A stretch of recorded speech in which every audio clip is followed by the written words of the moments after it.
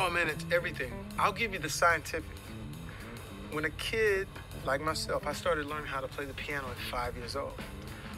By learning the notes, it helped my reading skills because my brain at that time started turning over at a rapid pace because I was making this muscle work harder to figure out the notes and everything like that. So scientifically, when a kid starts to learn music, an instrument, and he has to learn how to read music, it actually helps them in their education. And in my position, 1st through 8th grade was a breeze. Of course, it gets more challenging as you get older, but because I had that background, it really helped me as I would use my grandmother's word, deciphering a lot of things.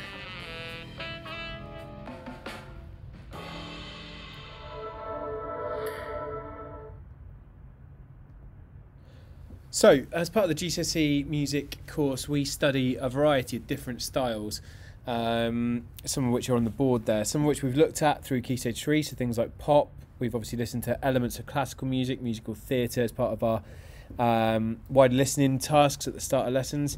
But this is just some of the genres, or these are just some of the genres that we will listen to and pick apart as part of the GCSE course. If any of these take your fancy, this is something that we will look at in a lot more detail at Key Stage 4. So the GCSE for music is broken into 3 parts. Okay, so 2 of those count as your coursework element, which is 60% of the overall course. So those 2 aspects of the coursework are performances, which in total add up to 30% of the course. So you'll have a solo performance and then an ensemble performance where you perform with another performer. And then another 30% of the course is to composition. So one of those is a completely free composition. You can compose a piece to your own brief, to any style you like.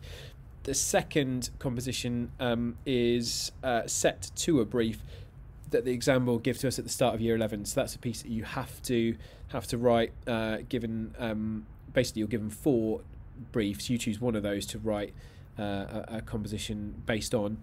And the final 40% of the course is a listening exam at the end of year 11. That's the last thing that you'll do. Part of that listening exam is based on pieces that we will have studied throughout the 3 years of the course. And the other part of the exam is music that you potentially will never have heard of, but you will have heard and listened to pieces from those styles. Okay. Questions that quite often come up: how are your performances assessed? Well, as I say, you've got 2 performances, one solo, one ensemble. They're both marked by myself, but really with the performance element, this is where if you were an instrumentalist or a singer, with your singing teacher or your instrument teacher, you would work on a piece of music or a song that was appropriate, and I can kind of give some suggestions for you to go away and work on those pieces. You perform it in front of me, we get it recorded and then assessed, and that is kind of how your performances are assessed.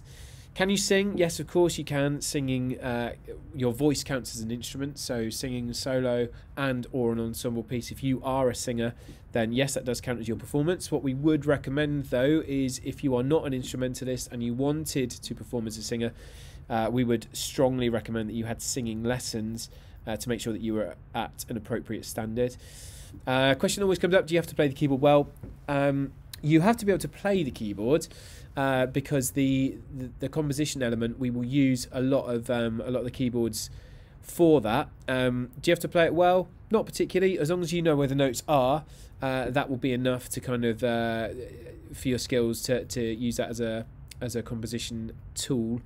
Obviously, if you were going to perform the keyboard or piano as part of your performance, then yes, you would need to play it better. But no, an understanding of the keyboard is more than enough. Do you have to play an instrument? Yes, or sing. Certainly, those are strongly recommended to get you the best possibility of leaving the music GCSE with a high grade. Can you take GCSE music if you don't read music? Yes, you can, because there are various ways that you can perform. For example, some guitarists read what is called tab. They don't read what we would class as traditional stave music, so that's absolutely fine. You don't need to be able to read music. Obviously it supports, and it's something that we can go through in year 9 to support you with that. And the last question that comes up quite a lot: will you need to do lots of theory work? There is quite a lot of music theory involved, but a lot of that will be done in class, so it's not something that you need to have already studied outside of school. Where can music take you? Well, there are a few options I've put on the board here for things that you could kind of move into. So the obvious ones are things like a musician, songwriter, someone that you're all doing in year 8 at the moment. Teaching, so primary, secondary, things like stage management or event organisation, working at or managing a record label, a broadcast engineer, working in radio, working in TV, theatre, live performance, all that kind of stuff. There's loads of places that music can take you. And music is like, it's so many different things. Like it is an art form. It's also scientific. It's mathematics. So it's well regarded at college and university if you were to kind of move on to further education there. These are some of the things that it allows you to do. So obviously as a musician, you'll be showing passion, commitment, working with other people, sometimes with friends, sometimes with people that you're perhaps not as familiar with. It will help with your confidence. It helps you with things like your listening skills, improving creativity, expressing yourself. Music is a different language, so there's loads of definitions, mostly Latin, that we kind of look at with music, so lots of different language skills there.